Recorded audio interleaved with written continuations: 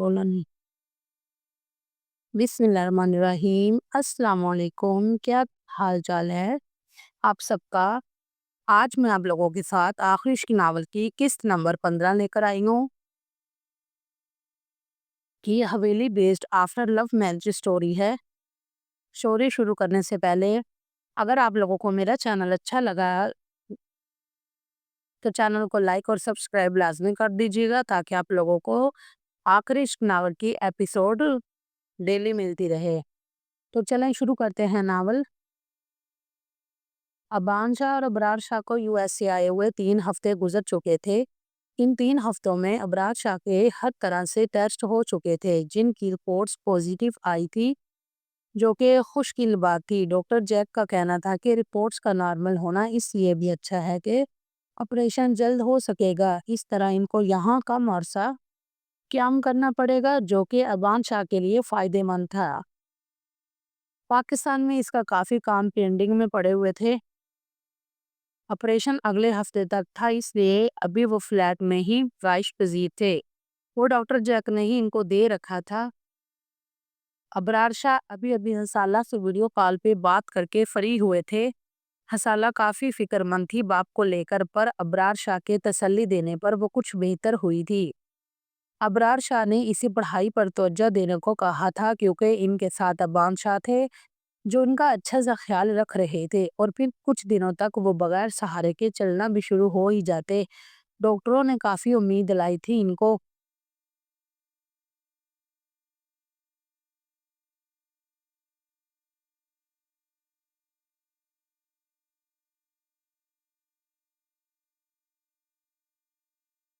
عشاء اپنے روم میں سو رہی تھی جب اس کے فون پر کال آنے لگ گئی تھی۔ پہلے تو وہ ڈھیٹ پڑی سوئی رہی، پر فون کرنے والا وہ کوئی ڈھیٹ بندہ تھا۔ بل آ کر فون کان لگا کر بولنا ہی پڑا۔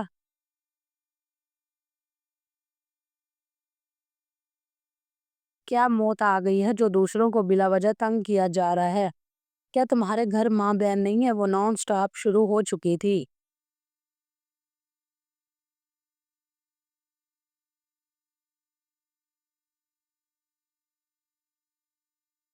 محترمہ، ماں بہن تو ہے پر بیوی کی کمی ہے۔ آخر آپ کی رضامندی ہو تو وہ بھی پوری ہو سکتی ہے۔ سامنے والا بھی بڑا بے شرم انسان تھا۔ عشاء فون کان سے ہٹا کر گھورنے لگی جیسے وہ سامنے ہی ہو۔ او مسٹر، کون ہو تم اور کیوں پیچھے پڑے ہو؟ ہاتھ دھو کر کیوں میرے پیچھے پڑے ہو؟ دیکھو میں کوئی ایسی ویسی لڑکی نہیں ہوں، اس لیے اپنا فلرٹ کسی اور پر جھاڑو جا کر۔ میں ہاتھ کے ساتھ ساتھ منہ بھی دھو کر پیچھے ہوں آپ کے، اور مجھے فلرٹی کہہ کر میری پاکیزہ محبت کی توہین تو نہیں کرو۔ فی الحال میں یہ کہنے کے لیے فون کیا ہے کہ نیچے گیٹ کے پاس جائیں، آپ کو تازہ پھول پیش کیے ہیں، ہمیں امید ہے ان کی خوشبو سے آپ کو اچھا فیل ہوگا۔ عشاء اس کی بات سن کر کھڑکی سے نیچے لان میں دیکھتی ہے جہاں گارڈ پھول کا گلدستہ لیے اندر کی اور بڑھ رہا تھا۔ اس سے پہلے کہ وہ پھول کسی اور کے ہاتھ لگتے، عشاء بھاگ کر نیچے جاتی ہے اور پھولوں کا گلدستہ پکڑ کر جلدی سے روم میں لے جاتی ہے۔ وہ سرخ گلاب کے پھولوں سے بنا گلدستہ تھا۔ عشاء نے آنکھیں بند کر کے ان کی خوشبو اپنے اندر اتاری۔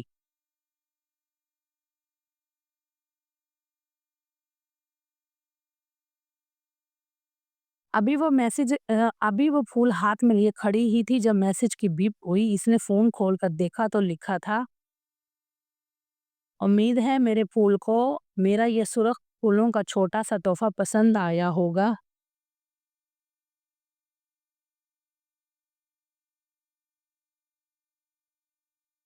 عشاء بنا جواب دیے فون رکھ کر ایک بار پھر خوشبو سونگھ کر فریش ہونے واش روم چلی جاتی ہے۔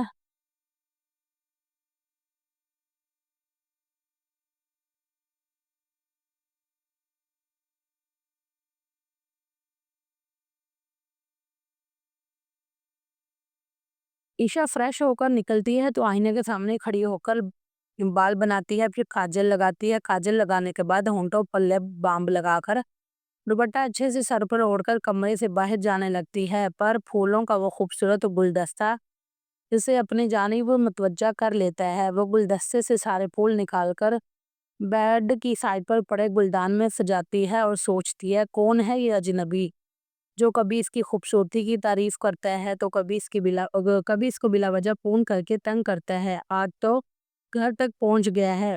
وہ انہی سوچوں میں ہوتی ہے جب ملازمہ اسے انوشے بیگم کا پیغام دیتی ہے۔ وہ اچھا بول کر گلدان کو اچھے سے سجا کر نیچے کی اور بڑھ جاتی ہے جہاں انوشے بیگم ملازمہ کو رات کے کھانے کی ہدایت دے رہی تھی۔ السلام علیکم اما سائن۔ وعلیکم السلام، کہاں بیزی ہو ایشو؟ دوپہر کا کھانا بھی نہیں کھایا؟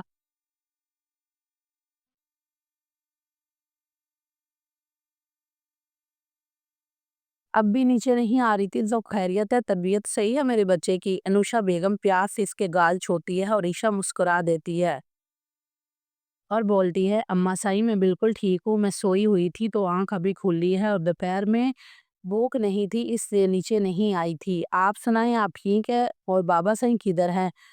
وہ کل سے وہ کل سے نظر نہیں آئے۔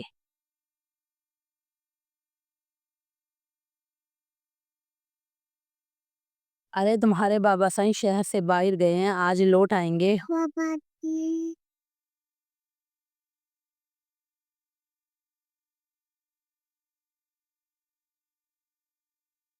حیا بیگم کی طبیعت کچھ ٹھیک نہیں تھی، اس لیے اسرار شاہ اسے اپنے ساتھ لیے ڈاکٹر کے ہاں گئے ہوئے تھے۔ امینہ بیگم خود ہی کھانا پکانے کا انتظام کر رہی تھی۔ ابھی بھی وہ دوپہر کا کھانا تیار کر رہی تھی جب بادشاہ نہا دھو کر ہلکے سا تیار ہوئی کچن کی جانب آتی ہے اور ماں کو اکیلا کام کرتے دیکھ بولتی ہے اما سائیں تائی جان کدھر ہے؟ آج بس آپ اکیلی کام کر رہی ہیں؟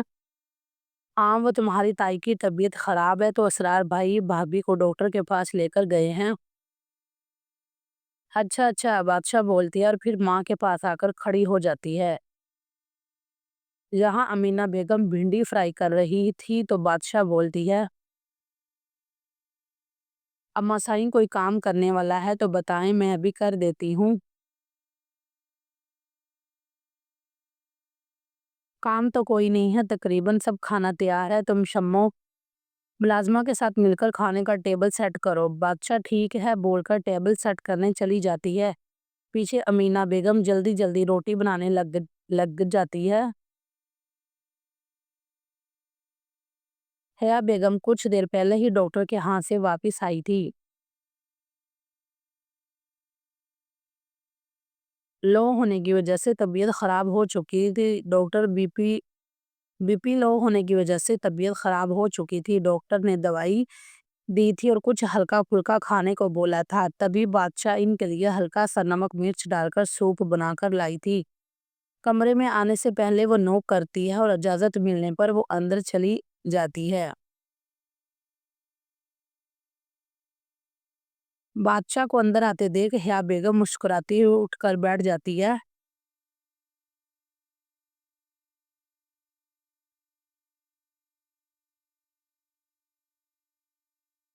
تائی جی ہم آپ کے لیے سبزیوں کا سوپ بنا کر لائے ہیں، گرما گرم، چلیں جلدی پی لیں، پھر ہم آپ کو دوائی کھلا کر ہی یہاں سے جائیں گے۔ بیٹا ابھی دل نہیں ہے کچھ کھانے کو؟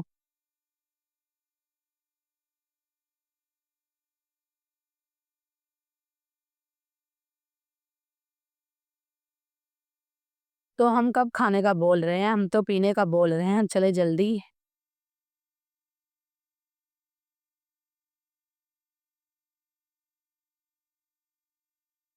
چلے جلدی کریں۔ وہ سوپ کا باؤل پکڑے کا ہاتھ سے اور دوسرے ہاتھ سے چمچ میں سوپ ڈال کر حیا بیگم کے منہ کے قریب لاتی ہے اور مجبوراً سوپ پینا ہی پڑتا ہے۔ سوپ لا کر اور دوائی کھلا کر وہ ان کو آرام کرنے کا بول کر کمرے سے نکل جاتی ہے۔ پیچھے حیا بیگم دوائیوں کے زیر اثر پر سکون ہو کر کچھ دیر بعد سو جاتی ہے۔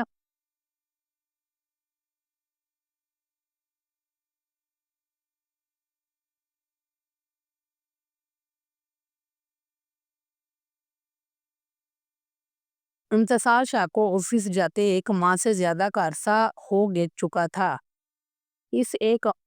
اس ایک ماہ میں اس نے آفس کا تقریباً سارا کام سمجھ لیا تھا، اس لیے آج لاشاری انڈسٹریز کے ساتھ جو میٹنگ تھی وہ وہاب شاہ نے انتصار شاہ کے ساتھ رکھوائی تھی تاکہ وہ جان سکے کہ یہ کام کو لے کر کس حد تک سیریس ہے۔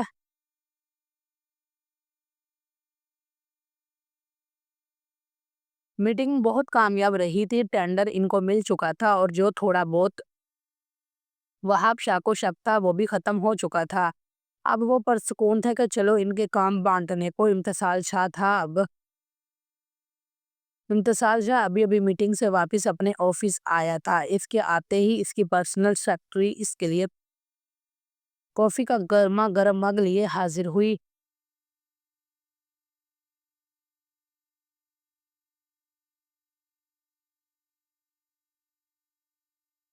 سر یہ آپ کی کافی۔ شکریہ رابی، مجھے سچی اس کی کافی طلب ہو رہی تھی۔ وہ مسکرا کر باہر چلی جاتی ہے، پیچھے وہ سیدھا ہو کر کافی پینے لگ جاتا ہے۔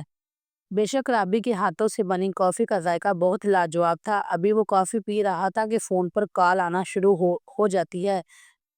وہ کال سنتا ہے اور سامنے والے کی بات سن کر کافی بیچ میں ہی چھوڑے کوٹ اٹھائے آفس سے نکل جاتا ہے۔ وہ مطلوبہ جگہ پر پہنچ کر گاڑی سے اپنی بھرپور وجاہت سے اترتا ہے۔ جو بھی اس خوبصورت شخص کو دیکھتا تھا تو دوسری نظر ضرور دیکھتا تھا۔ جس پر وہ جس کام کے لیے آیا تھا اسے صرف اپنے اس کام سے مطلب تھا۔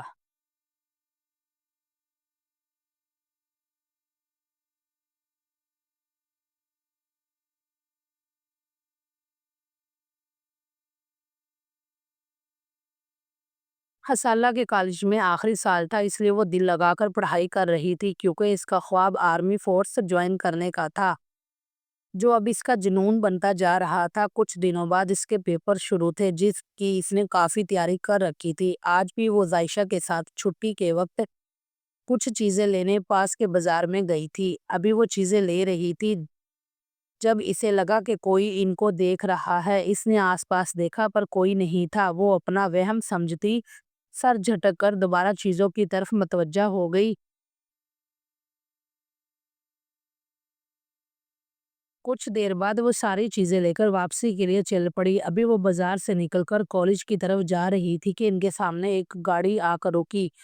عائشہ اور حسالہ ڈر کے مارے پیلی پڑتی جا رہی تھی جب گاڑی سے امتسال شاہ نکل کر ان کے سامنے آیا اور اپنا چشمہ اتار کر ان کو گھورنے لگا تھا۔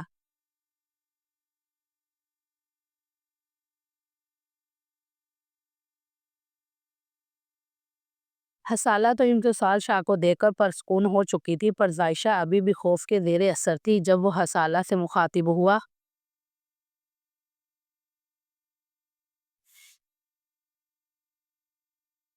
حسالہ چلو بیٹھو، حویلی چھوڑ دیتا ہوں اور مجھے تم سے کچھ بات بھی کرنی ہے۔ وہ حسالہ کو بول کر واپس گاڑی میں جا کر بیٹھ چکا تھا۔ حسالہ جانے نہ جانے کی کشمکش میں وہیں کھڑی تھی جب عائشہ نے پوچھا، حسالہ یہ ہینسم لڑکا کون ہے؟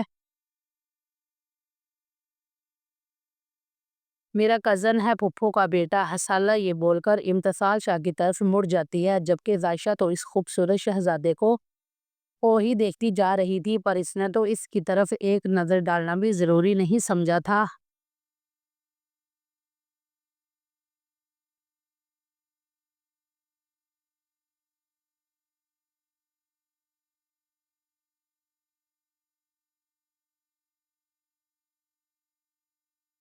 آخر وہ دن بھی آ ہی گیا تھا جس دن کا لال حویلی والوں کو بڑی شدت سے انتظار تھا۔ آج ابرار شاہ کی ٹانگوں کا آپریشن تھا جس کے کامیاب ہوتے ہی وہ دوبارہ سے اپنے پیروں پر کھڑا ہو سکے گا۔ ابان شاہ نے حویلی فون کر کر سب کو دعا کرنے کا کہا تھا۔ حسالہ تو تب سے ہی اللہ کی بارگاہ میں ہاتھ اٹھائے دعا گو تھی۔ باقی سب بھی ابرار شاہ کے لیے دعائیں کر رہے تھے۔ حسالہ نے نفل پڑھنے کے بعد دعا کے لیے ہاتھ اٹھائے تو آنسو خود ہی لڑیوں کی طرح گالوں پر بہہ رہے تھے۔ وہ دعا میں اپنے بابا کے آپریشن کی کامیابی کی دعائیں کر رہی تھی اور دوسری جانب ابرار شاہ کو آپریشن کے لیے اندر لے جا چکے تھے۔ ابان شاہ وہیں باہر آپریشن کے تھیٹر کے سامنے چکر لگا رہا تھا۔ پریشانی تو اپنی جگہ تھی پر وہ اللہ کی طرف سے بھی پر امید تھا۔ جس نے یہاں تک رستے صاف کیے ہیں وہ آگے بھی بہتر کرے گا۔ بے شک وہ اپنے بندوں کو تکلیف کے لیے آزماتا ہے بے شک وہ اپنے بندوں کو تکلیف دے کر آزماتا ہے۔ کوئی تکلیف سہ کر اللہ کے نزدیک ہو جاتا ہے تو کوئی پھر بھی سبق حاصل نہیں کرتا۔ بے شک فائدے میں وہی رہتا ہے جسے اللہ نے موقع دیا ہو اور اس نے اس سے فائدہ اٹھایا ہو۔ 4 گھنٹے گزر چکے تھے، ڈاکٹر کو اندر گئے پر ابھی کچھ خبر نہیں آئی تھی۔ ابان شاہ وہیں رکھے صوفے پر بیٹھا دادا سائیں سے بات کر رہا تھا۔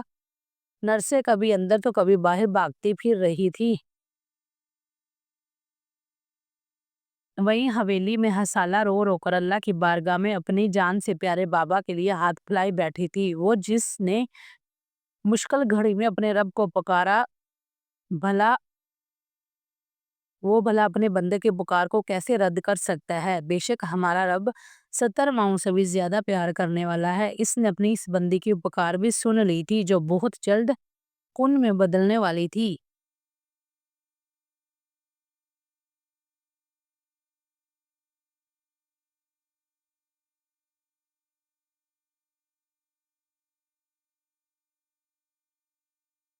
السلام علیکم گائز، آج کی ایپیسوڈ اگر آپ لوگوں کو پسند آئی ہو تو چینل کو سبسکرائب کر دیجئے گا اور ویڈیو کو لائک اور شیئر لازمی کیجئے گا۔